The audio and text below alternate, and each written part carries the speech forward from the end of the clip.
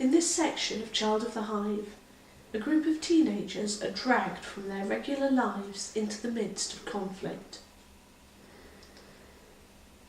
Would the group from Oak Hill School please return to the competition hall? It took a few moments for Alex to realise that the PA announcement was talking about them. She put aside a plate nearly as full as when she'd started, but kept hold of her coffee, walking with the others through the door, back into the room where they'd spent their morning. She was fiddling compulsively with her lucky pen, a new set of panics already filling her.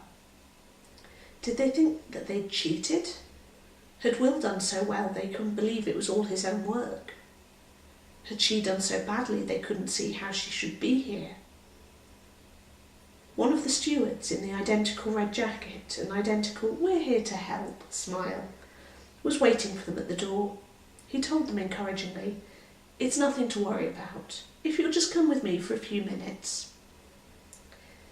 Alex expected to go out the door they'd come in that morning, but it was locked against potential cheating, so the steward took them to another little side door that led into a small office.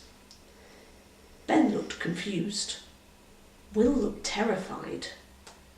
His face was so pale that he might have been covered in flour, and he was gripping the straps of his bag so tightly that his knuckles were white. Alex rose a little from her own state of panic to wonder why he should be so scared.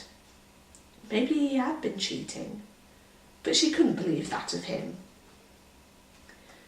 Worries solidified into fear as they stepped into the office and saw who else was there. Derek Van Drake, the man who had started the MMA, sat behind a small desk.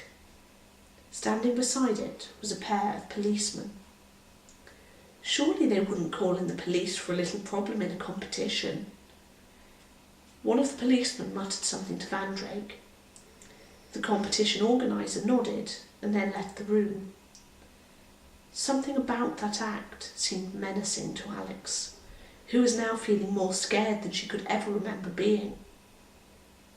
She knew she had not done anything wrong, but there was something terrifying about the serious expression on the policemen's faces and the fear on Will's. The sound of a ringtone made Alex nearly jump out of her skin. One of the police pulled out a mobile and gestured that he wanted to take it. The other man nodded, saying that he could handle this. Then the three of them were left alone with one police officer. He gestured that they should sit in the hard chairs by the desk. Will didn't move, so Alex and Ben stood there as well, knowing that this had to be some terrible mistake. Will's face had settled into a resolve, but had lost none of its terror. "What's going on?" asked Ben.